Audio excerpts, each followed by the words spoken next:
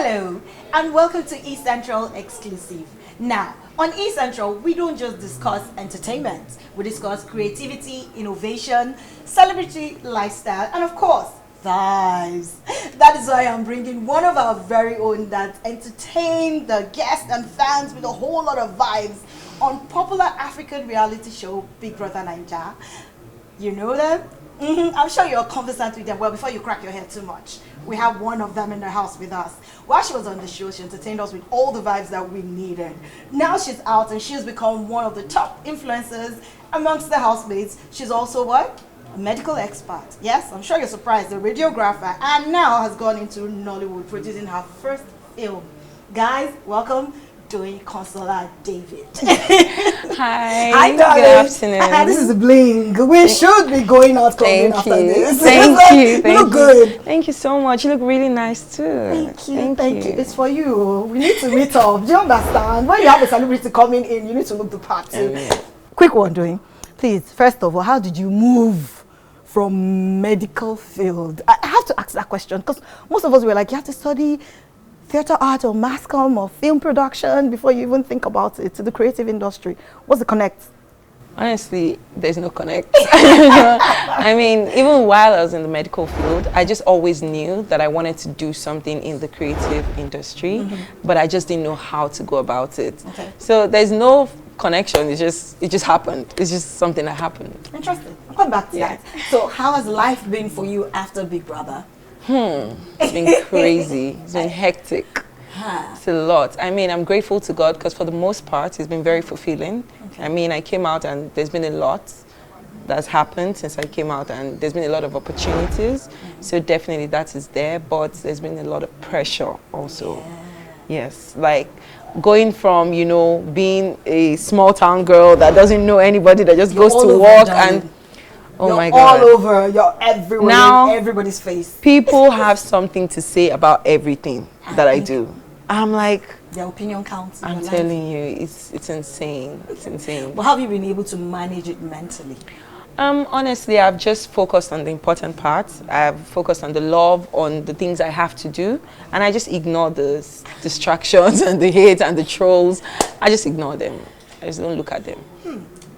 You ignore the trolls, you ignore the backlash, but then there's something I don't think you could get away from easily. There was a particular triangle you were involved in the house on Big Brother. Goodness. I'm sure if I don't ask her, you guys might probably send me a message or drag me at the end of the day. So please tell us about that triangle. What's going on? What's going on? Wait, what triangle are you talking about? Some particular male figure and your friend as well. What's going on? You were the fabulous Doyin with the beautiful skin and, you know, show off and nice shades. But there was something with some guy. I'm not even joking. Like, I don't know what guy in particular you're referring to. I don't know. I don't want to mention anybody's name. So you just tell me who you're talking about so that we're sure. No, it's not my mouth. I'm not even joking. Like, Bible. I'm actually really confused. I don't know the person. But what was your most controversial moment in the house? Maybe when I told Shags that I liked him. Is that what you're talking about? Can you do that? What we're talking about? I don't know. And then knowing if we were like settled actually with is it Beauty and Bella. Yeah. So there was this drama there in between. I mean, to be honest, I'm all for if you feel something, you talk about it, right? At the moment in the house, I actually thought it was good looking. I still think it's good looking, and I mean, we just got into the house, so I just told him, you know, I like you, but I understand that you're with someone. I'm going to respect that, but I would still express myself and let you know how I'm feeling. And that was it. There wasn't really any triangle, to be honest, because he always made it clear from day one that he liked Bella, and I let them be.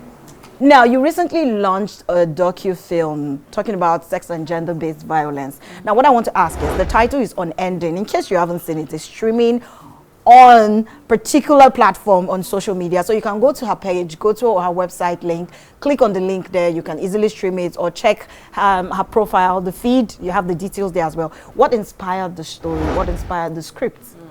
For me, sexual abuse has just always been something that has always been on my mind.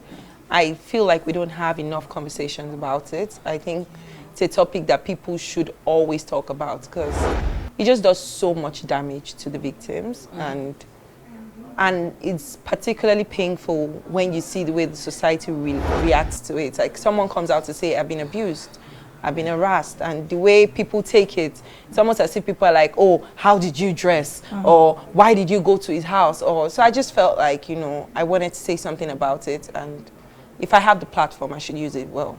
And I just wanted to do something about it. So it's not like you had a personal experience with it, or someone close to you did? I mean, I know a couple of people that have been abused sexually, but personally, no. Aside being abused, there are so many reasons, like 1,000,001 reasons men and women stay in abusive relationship, going from what would they say? What would happen to me? What would people think if I come out of it? And uncertainty of life afterwards with that person. But what sort of message are you trying to pass out to people? Okay, the number one message is speak up.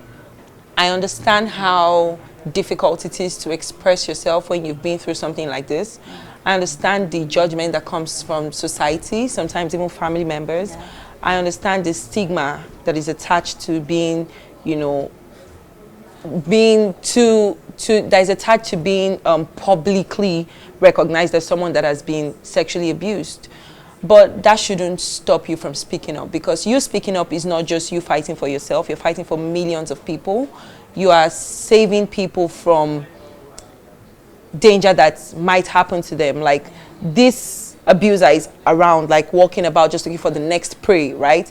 If you speak up and that abuser is arrested, then you're saving so many people's lives. So when you speak up, you're not just speaking up for yourself, you're speaking up for so many more people than you think. So I just hope that people would be able to sum up the courage to speak up and just ignore the trolls or whatever negative comments comes from speaking up. So you've heard that, try and speak up, whatever it is. It's a closed mouth, is it what did you call it? Closed destiny. Closed destiny, yeah. So speak up and then you might just get the help you need. Yeah. But if there's one more thing I wanted to ask you, if you could change how the society deals with issues on sex and gender-based violence right now, what would it be?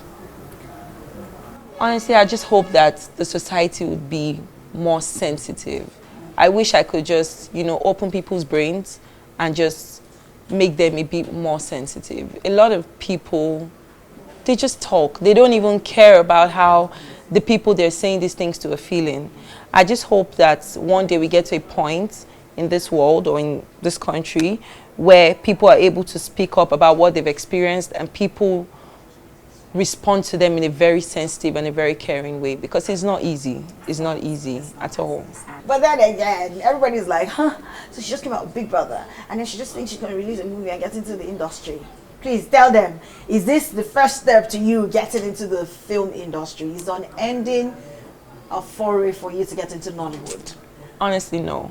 I'm not trying to become a film producer. I'm not even going into the house. Acting was not even one of the things I had in mind at all. Are you serious? Even till now, to be honest, this film for me is just something that I said to myself a long time ago, that if I ever have a platform, I would say something on this. So this is just something that just has been on my heart for a long time. It's not like me trying to get into the industry or anything like that. I just wanted to do this. It's like a one-off project. Yeah. So you're telling me we shouldn't be expecting any other thing? And are we going to be seeing you in front of the camera sometime soon? I mean, I don't want to say never, because I mean, they say never say never. Don't but say as of today, I don't have any Because plans. I saw some producers and directors commenting on your page. Yes, So things are going to be happening after this, sister. You better be ready. Fingers crossed. So what next? As everybody would expect me to ask, after on ending, you need to watch it. If you haven't watched it, watch it. And she also said it's going to be coming to the cinemas soon.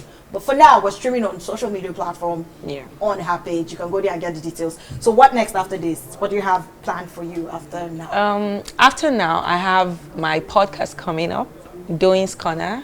That's coming up. Okay. Our first episode is going to be live sometime in February, I think. Yeah, so I have that coming up very soon. And I also have a business coming up very, very soon. So I'm going to be releasing my own set of loungewears. Yeah. Okay, I'm here to start. Yeah. I wore a lot of loungewears in the house, so I'm just going to be releasing a few pieces. I'm thinking about that side because I really do not have any. So we're going to be doing Doyin's loungewears pretty soon. We'll get to see it. When you're launching, let us know. Sure. All right, guys. This is where I need to call the curtains on this. I want to bring you all the details, but trust me, Doyin will be back in the studio with us to talk more on her business and life after BBN. But for now, we need to get back to the studio and get back to our business. But I promise to bring you more creative details soon. I remain yours, Bolanle Oluchi Babalala. Sign out.